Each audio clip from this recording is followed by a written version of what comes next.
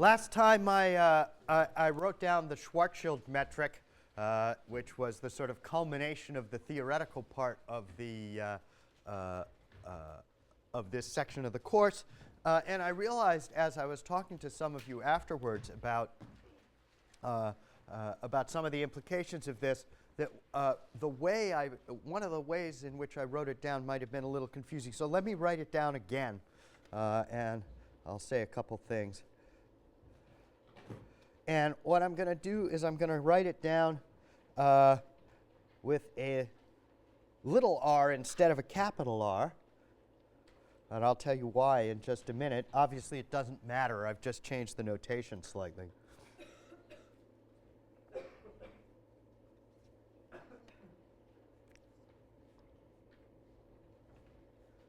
And the reason I want to do this is because I want to emphasize that this r, the little r, what I've now written down as a little r in this equation, is not the radius of the object. R is just a coordinate. It can be anything. It's not the radius of the object for which the mass is giving you the Schwarzschild radius. The Schwarzschild radius is a very specific radius. R sub s is equal to 2gm over c squared. So that's a specific number. The little r here is just a coordinate, and so is phi and theta, which combine into this thing which I've called omega and t. And so if you have an object of mass m and radius, I'll call that r sub 0, just to make sure that you understand that this is the radius of the object. The radius of the object doesn't come into this metric. The mass does, because the mass turns into the Schwarzschild radius, and that's part of the equation. But the radius of the object doesn't matter. And so if you then ask, well, what is a black hole? A black hole is something in which the radius of the object is less than the Schwarzschild radius. Because if that's true, then there is some coordinate r, some little r, where little r is equal to rs. And then if you go up into these equations here, these very strange things happen when little r is equal to rs. Yes, question? Yesterday the equation you wrote had rs over r, so r over rs. Oh, you're right. You're right. It has to be the other way around. I'm sorry. This has to be squared. You're right on both counts. Good. Rs over r, rs over r. Yes, it better be that way, because rs over r in the normal part of space is less than 1. So thank you very much. Sorry about that. Okay, I think we're all right. Are we all right? Yeah, good. Okay, so there is some r where r is equal to rs, and then these very bizarre things start to happen. If r0, the radius of the actual object, is bigger than its Schwarzschild radius, then that isn't true. There's no r where r is equal to rs. Then no r equal to rs. Now you might think that somewhere inside the object there would be a little r which is equal to the Schwarzschild radius, but that turns out not to be right either, because the relevant m, the relevant mass. Lower the top slide. Oh, sure. The slide rather than that. Oh, yeah. Okay. So, yeah. Let me get this back. The relevant mass is the mass inside R. So if you've got some mass m like this and you're outside, if you're here, then the whole of the mass counts. But if you're sitting inside this thing, then the only mass that counts is this mass here. And so for r for coordinates for positions inside the object, then the relevant mass that you put into the equation is less than the mass of the whole object.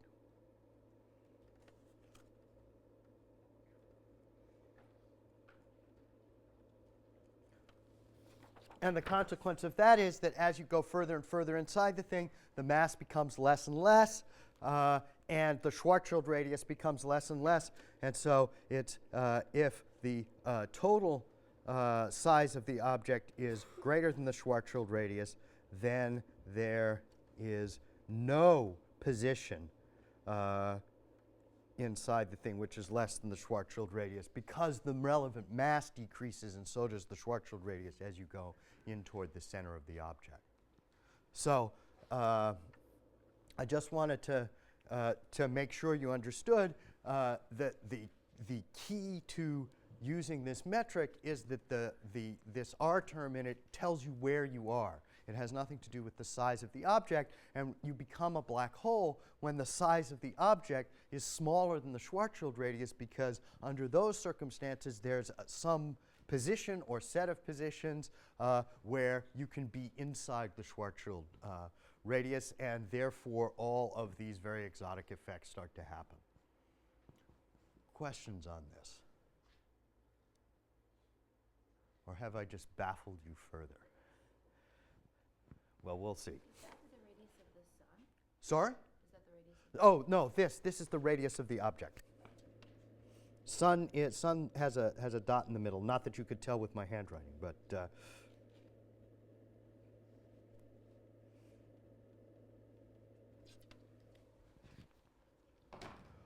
okay, I don't know if whether that was helpful or not, but I felt the need to say it. Yes, please. Could you just explain the diagram really fast? This right here? Yeah. So the situation is that what is the relevant m to put into this equation? This is true, by the way, in Newtonian physics also.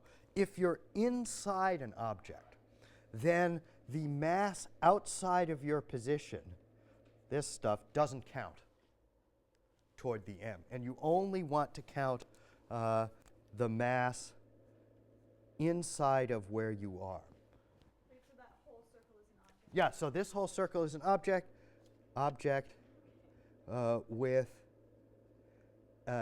mass and with some mass and some radius. But now you're asking the question, what happens if you're somewhere inside this thing? Yes? Does that mean that the dotted line is RS? Or that No, the dotted, well, the dotted line could be anything. You're at some position inside, and the dotted line is the radius at which you are, at which your particular position is. is that given by any of the? No, it's just wherever you are inside the thing, less mass counts than you think it's going to, because it's only the stuff inside your own radius that counts toward the metric or toward the gravitational force in the Newtonian thing. You can be at whatever point you choose to be inside here, you can draw this same thing. And the point of this is that if you are now down in here where you thought the Schwarzschild radius was going to be for the whole of this mass, in fact, the Schwarzschild radius is still going to be inside your position because much less mass will count toward it. This isn't helping. I can tell by the look on your face. Okay, let me try again. Okay, here's an object, okay? And this object has a radius bigger than its Schwarzschild radius, and it's got some mass. Okay, so now I'm going to draw in dotted lines its Schwarzschild radius. That's inside here, okay? Now, supposing you're inside this object. Supposing you're living here. Then at that point, I draw this sort of interior radius here. And if I'm at this point, then I ask, what is the Schwarzschild radius that goes into the metric for something that's sitting inside, for person X here? And the answer to that is it's actually smaller than the Schwarzschild radius of the entire object because less mass counts. Only this mass counts towards the Schwarzschild radius. So there's some part of the object whose mass no longer counts because it's outside your position. And so as I move in here to some interior point, the Schwarzschild radius that is appropriate for me to use becomes smaller. Does that make more sense? Can you draw that if it were a black hole now? So if it was a black hole, right, okay, so now let's do the opposite case. Good question. Is less than the Schwarzschild radius. So now here's my object, and here's the Schwarzschild radius. That's the difference, right? And therefore, and the consequence of this, by the way, is that this whole object sinks down to a point.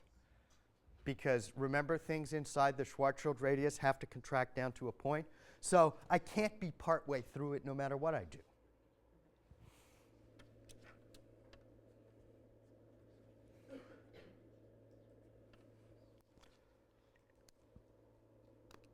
And, you know, if I'm outside this, this tiny little thing, if I'm here, I have the same Schwarzschild radius because all of the mass is interior to my position.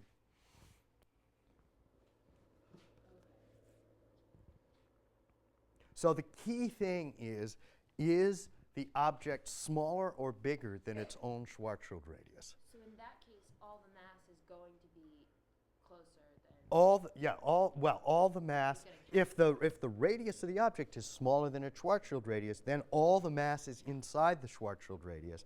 And any point in our universe where, you know, and so all r greater than rs is out here somewhere, and it doesn't matter where you are, all that mass counts because it's all inside the Schwarzschild radius anyway.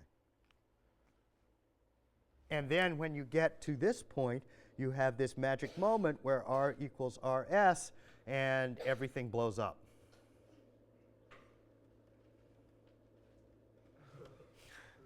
Right? And that can't happen here, because as you move in the middle of the object, the Schwarzschild radius shrinks down away from you as you get in, because less and less mass counts toward it. Therefore, it gets smaller.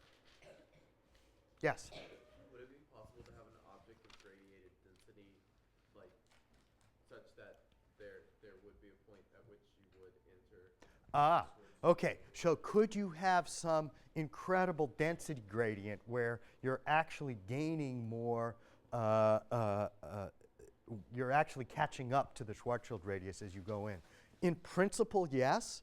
But if you work out what that density gradient would have to be, it would be incredibly steep. Remember, there was a problem set at some point where we discovered that the less mass there is in a black hole, the denser it has to be in order to be inside its Schwarzschild radius. So as you're losing mass as you get down in here, the amount by which it has to be denser on the inside goes up really sharply.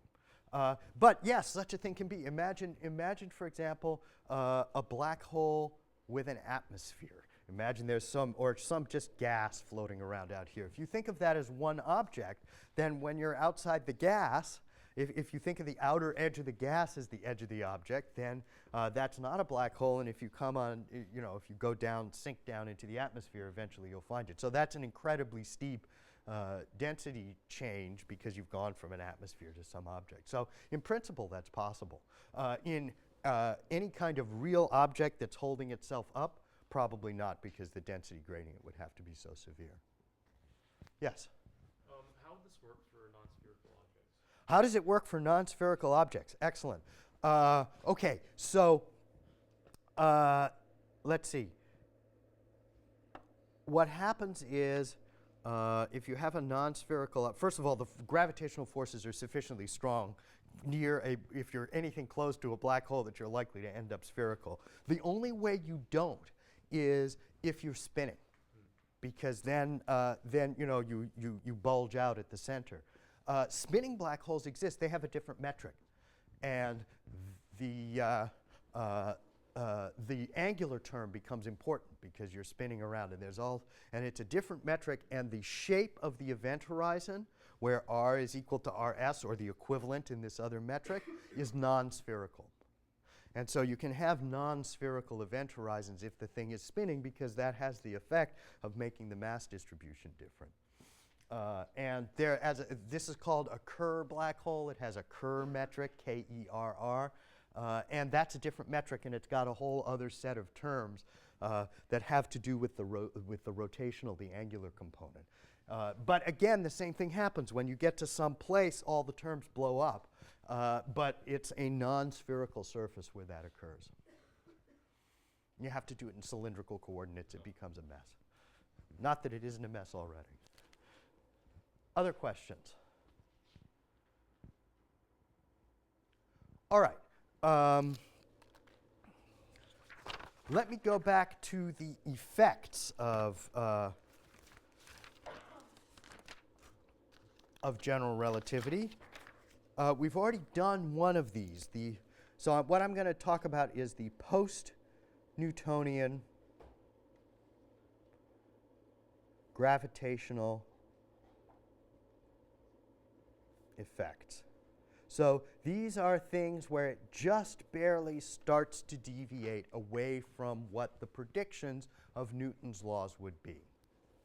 So just to go back, if you take that metric and you kind of expand it in small quantities where the Schwarzschild radius is much smaller than wherever you are, and you take the first term of the expansion, mathematically it turns into the same things as Newton's laws. And so when you're out there in more or less flat space or close to flat space, then Newton's laws still apply because the expansion of the metric gives you the exact same result. As the gravitational forces become larger, you start to get post-Newtonian terms, and things start to be a little bit different from Newton. And we've already had one of these. So post-Newtonian effect number 1 is the precession of the perihelion, where, unlike the prediction for Newton, the orbit doesn't exactly repeat. It sort of moves on a little bit each time, and you get one of these nice sort of spirograph patterns as the orbit as an elliptical orbit gradually precesses, gradually moves around. So that was the first one, and that was the first one that was seen. That was seen in Mercury, which is the planet you would expect to see such a thing because it's closest to the sun. And therefore, Rs over R is the largest number for Mercury for any planet in the solar system. So Mercury. And that actually turns out to have been known before Einstein actually worked out the general relativity. Okay, so now post-Newtonian effect number 2 is the deflection of light.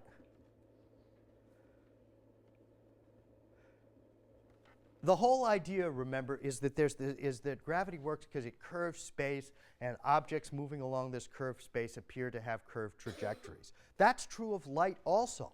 Light is also moving across this curved space. So there's a prediction in general relativity that if you shine light near a massive object, the path that light will take is curved. It's as if the light's being gravitationally attracted by this object. So let's see here. Imagine the following situation. Here are you're observing something. Here's a star. And the path that light takes to this star from the star to your eye is some kind of straight line. And so that's where you perceive the star to be. Now, supposing that between you and this star, there's some object. So here's an object with mass m, some massive object. Now, because the path is going to curve, the path of the light takes from the star to your eye is going to now look like something like this. and it's deflected by the presence of the mass, which curves the space that it's in. That means you think, because you're interpreting this as if the light is coming straight towards you, you think the star is here, or it appears to be there, because you say, all right, what is the angle at which the light is coming into my eye? It's coming from there. You don't realize that the star is actually over there, and the light has gone up toward the ceiling and bent back down to your eye. So it's as if I'm looking up there and seeing the exit sign, because the light from the exit sign has gone up to the ceiling, been bent around by some black hole or something up at the top of the classroom, and come back down to my eye. Yeah? Well, I mean, wouldn't the light on the other side of the massive thing also be bent to you? It is possible, yes. It is possible. In this particular case, probably not, because there wouldn't be enough bend in order to get it in here. So light going this way, for example. Let me take another color before this gets too complicated. Light coming this way would bend like that, and it'd miss your eye. However, there are situations in which you see two images of the same object, one from each side. These are called gravitational lenses. Many images? In principle, if it's lined up exactly right, imagine that it's perfectly aligned. Then you see this way, you see that way, and you see out of the paper, and you can see a whole ring. This has actually been observed, not the whole ring, but large parts of the ring, because it's never perfectly aligned. But you can see these things. These are called Einstein's rings. And you can actually see them. You can see these kinds of multiple images in cases where this is a very distant galaxy or quasar. Quasars are very bright, very small extragalactic objects. And this is an intervening galaxy or galaxy cluster. And you can see these multiple images. I'll bring some pictures in next time. They're amazing looking things. It's often true that you can see 4 images. That comes about when the intervening mass is not spherical. And so you get weird deflections, and there are multiple directions you see the same object. Very spectacular thing. These were discovered only recently. But it turns out that you can observe this effect even in our own solar system. Because what you can do, I'll bring in some pictures of gravitational lenses. Those are amazing things. And what also happens is, if you're looking at something big, like a galaxy that has a shape, it distorts the shape. It stretches the whole thing out. You get these amazing pictures. All right. In any case, in our own solar system, you see this in the following way. Here's the sun, and here's a star right behind the sun. And the light from the star comes like this, and so you think the star is here. So if you look at a star when it's right next to the sun, right at the edge of the sun, it seems to be in a different position relative to stars further, relative to other stars up here. Here's another star, than it would if you looked at it at night when the sun wasn't in the way. Yes? How do you do astronomy during the daytime? Excellent question. I'm getting to that. Okay, so, but the principle is, supposing the sun were dark, okay? Look at star behind the sun, or right next to the sun, really. You can't see through the sun. I'm not that crazy. Star behind sun, and it appears to be in a different position than when observed at night without the sun in the way. Okay, so how do you do astronomy during the daytime? That's a good question. Eclipses, yes. You wait until there's a solar eclipse, and then you do your observation. Do this by observing during an eclipse. And if you do this, the change in position of the star if it's right at the edge of the sun, and you've now blocked the sun because here's the moon, right, and the light from the sun doesn't come through, this change in position, that's an angle, is around 1 arc second. And that's a positional change you can observe. Remember, the size of the apparent size of a star, when you look at it, is about 1 arc second, so it seems like it shifted a significant amount. And so you take a picture of the sky, of the stars behind the sun during a total eclipse of the sun. Now, the problem with this is a practical problem. Total eclipses of the sun happen only for very short amounts of time, only occasionally, and only in over a small portion of the Earth at any one time. How many people have seen an eclipse of the sun? Pretty spectacular thing, huh? But you have to travel to get there. It doesn't come to you. So here's what happened. In 1917, Einstein publishes his theory of general relativity. And then in 1919, there's going to be an eclipse in Brazil, I think it was.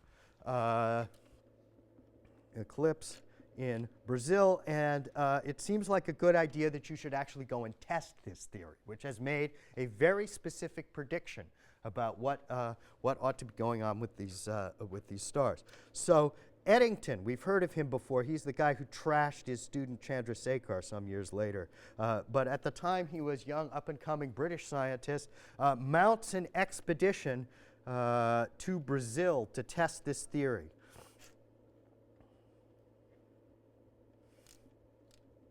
To Brazil, and it works. Goes down there, he takes these pictures. It does just what Einstein said. And this is the event that makes Einstein into a great international figure. This is front page headlines around the world. And part of the reason why it was is look at these dates. Einstein is a German scientist. This is the middle of World War I. And so in the middle of World War I, a German scientist, he's later thought of as a Jewish scientist, but at the time, Hitler was not yet on the scene, and so Einstein was thought of as a German scientist. So this German scientist publishes a grand, bizarre new theory of the universe. Right after the war, the Brits mount an operation to go and check and see if this is right, and it turns out to be correct. So this is now right after World War I, in the era when everybody thought, well, we're never going to have a war again. There's going to be peace. Peace and justice and brotherhood throughout the world for the rest of time. And as part of this, the British mount an expedition to confirm a German theory of science. And this is regarded as a huge sign of the great new future that we're moving into of international cooperation. And a consequence of this is front page news all over the world, and it makes Einstein famous. This is what makes Einstein famous. So the fable here is the 1919 Eclipse expedition. And the moral that was drawn at the time is the great international, is how science is this wonderful international, maybe even universal quest. And in retrospect, what it is it's a great demonstration of how science is supposed to work. New theory makes a prediction, you go out, you measure the effect, and it works. So this is science works as advertised. Except, maybe it doesn't, because subsequently, in subsequent years, people looked back at the apparatus that Eddington and his team had put together and said, you can't actually make measurements that accurate with this stuff. So how were they able to make this measurement? And oddly enough, for about 50 years, the photographic plates, what they had done was taking photographs of the sky, had disappeared. And so nobody could go back and check the original data. At some point subsequently, they kind of reappeared inside, just recently actually, inside the personal effects of a British astronomer who had gone to live in Chile, and nobody quite knows how he got a hold of them. And I actually have to say I'm not sure what the outcome of this is, whether people have actually gone back and tried to measure this again. And at the time, you know, Eddington, who in his subsequent life demonstrated a real propensity for believing his own theories, if you know what I mean, which served him poorly when he was dealing with Chandrasekhar, who was thinking of other things. Eddington had said before he went on the expedition that he was absolutely certain this was going to work.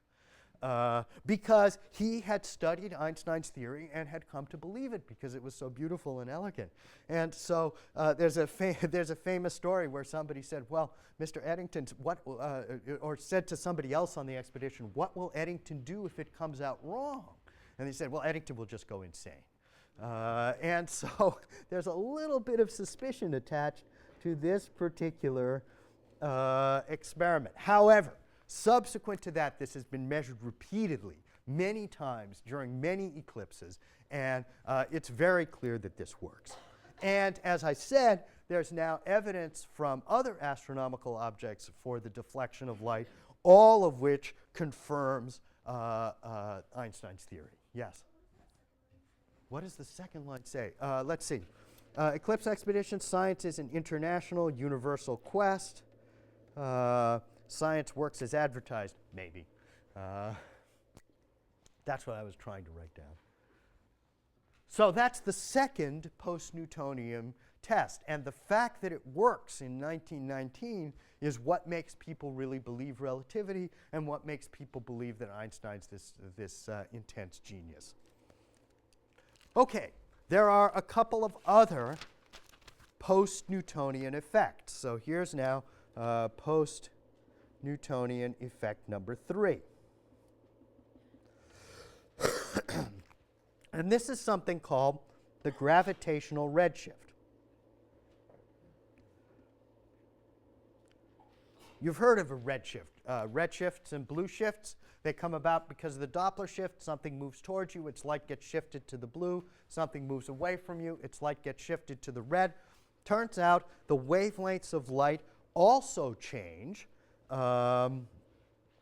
due to gravity, or due to being emitted in a curved space-time, if you want to use the relativistic formulation.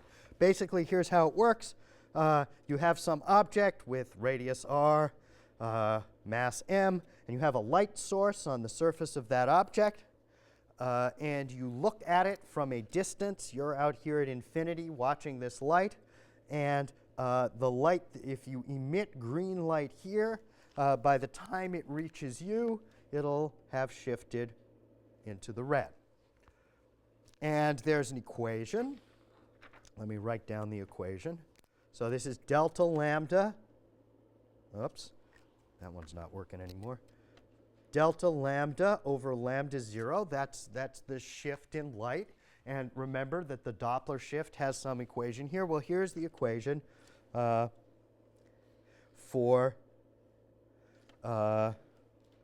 this shift due to the gravitation of an object, r s over r, where this is the distance to the given mass, or if you're emitting light from the surface of an object, the distance to the mass is the distance to the center of the object.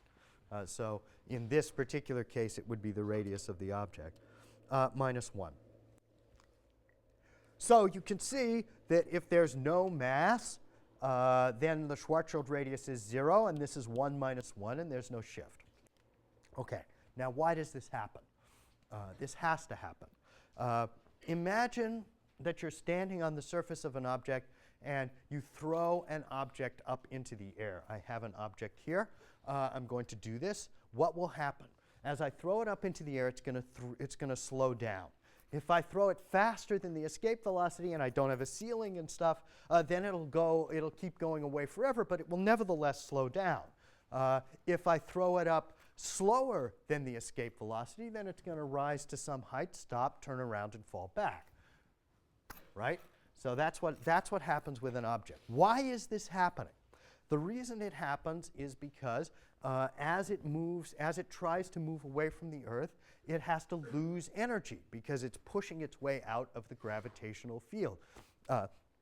And so it gradually slows down because its kinetic energy decreases as it goes further away to balance the change in the potential energy. For those of you who remember high school physics, it balances the change in potential energy, so the total energy is 0, and so the kinetic energy has to slow down. And whether it slows down enough to stop it or not depends on whether it's moving faster than its escape velocity or not. Supposing I do this with a flashlight. And instead of throwing a keychain up in the air, I throw a photon up in the air. And the photon starts out at the speed of light. Now, that too has to lose energy as it moves away from the Earth. But light, as we know, always travels at the speed of light. It doesn't slow down. It can't slow down. So what it has to do is it has to lose energy in some other way. And the trick is that the energy of a photon is equal to a couple of constants, h times c, over the wavelengths. So as the energy gets less, the wavelength gets longer, has to get bigger. And so what is happening here is as you shine light off a gravitating object, as it gets further and further away from the object, it loses energy. But it loses energy not by slowing down, as an ordinary massive object would, but by changing its wavelength. And now, go back and look at this equation again. Supposing you're shining your flashlight from the event horizon of a black hole, from something where the distance to the object is equal to the Schwarzschild radius. Then you get delta lambda equals infinity, and you've redshifted your way out to an infinitely large wavelength. The consequence of that is that the energy of the light is equal to 0. And so this is how it happens that light can't escape from a black hole. Because, you know, if you have the Newtonian vision of the escape velocity in mind, thing goes up, stops, turns around, and comes back, and you imagine shining a flashlight from inside the event horizon of a black hole, you imagine that the light would go up, stop, turn around, and fall back. But light doesn't do that, because light always goes at the speed of light. So what happens instead is it redshifts itself out of existence altogether. And so that's the way light is prevented from leaving a black hole. Because if you shine from either inside or at the event horizon, it'll redshift itself to infinity. Yeah? Everything you just said still makes perfect sense in the context of Newtonian mechanics. Why do we need relativity for this? Okay, so there is a Newtonian version of this. You can imagine how you expand this thing, but this particular equation is relativistic. The other thing is that, of course, in Newtonian physics, there's no reason for light not to slow down. This business that light always goes at the speed of light, regardless of the observer, is a relativistic effect. So, you know, if you take a photon and throw it in the air in a Newtonian concept, there's no reason it can't slow down and turn around and come back. Yes? Yeah? What are the top two terms in that bottom equation? It's over lambda. Is that Delta lambda over lambda. Delta lambda over lambda is sorry, next page. this.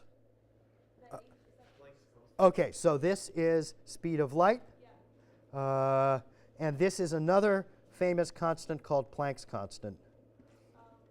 I don't think we're going to use that equation for anything in particular, but it's a couple of constants. So basically, the energy is proportional to 1 over lambda. Yeah.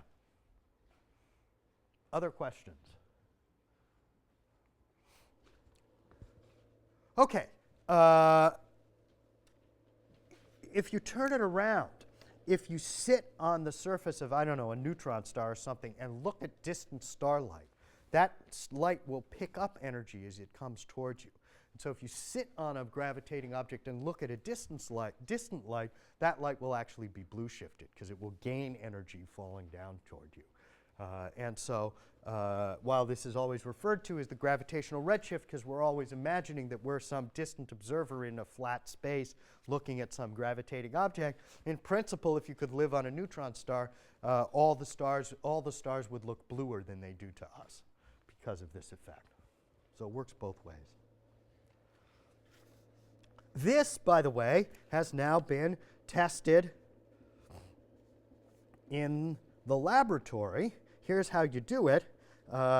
You sit on top of a ladder, and you look at light coming from the surface and coming up toward you. And then you have somebody, you have some Confederate or graduate student or something who sits on the ground and looks at light coming sideways. And you determine that the wavelength detected here is slightly larger than the wavelength detected here. That's a really small effect because the Earth's gravitational field, you know, if you do this little calculation and you try and figure out RS over R for the surface of the Earth, it's a really, really small difference from 1. Nevertheless, because you're in the laboratory and we know how to measure the wavelengths of light with incredible accuracy, this effect can actually be measured in the lab and has been. Yes? So if you're on a black hole or whatever shining a light upward, Mm-hmm. and it, instead of doing the arc thing, just stretches out and winks out of existence at the top, Yeah. then wink back into existence, fall back. Well, it can't fall back, right? It can't fall back because it can't stop, turn around, and come back. So it just winks out of existence up here. Well, notice what happens. Supposing you go from the event horizon only to slightly above the event horizon. The difference in the wavelength you see is this quantity at the event horizon minus this quantity a little bit above the event horizon, because it's still going to be redshifted. But this is infinite at the event horizon. So by the time it moves even a tiny bit off the event horizon, it's already gone. Okay. Yeah, it's because this term becomes infinitely large. But I should say, this brings up a good point. Supposing you're here and it's not a black hole, so it's not going to be disastrous, but you're observing it not at infinity but close. So this is at some r, and this is at r1 a little bit further away. So what you would observe here is delta lambda over lambda is equal to delta lambda at R1 minus delta, let me write this so that there's some hope of reading it. So this gives you the delta lambda you observe at R1 over lambda naught is equal to delta lambda at R1 calculated by that formula minus delta lambda at R.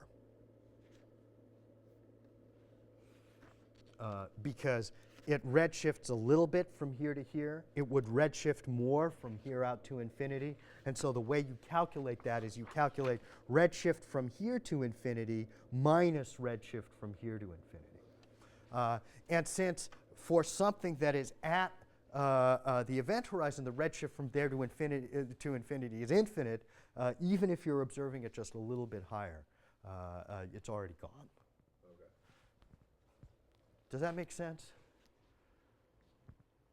How are we doing? Other questions? Yes? Like the particle wave, I guess, I see how it would go out of existence because the wavelength would die. What happens to the photons?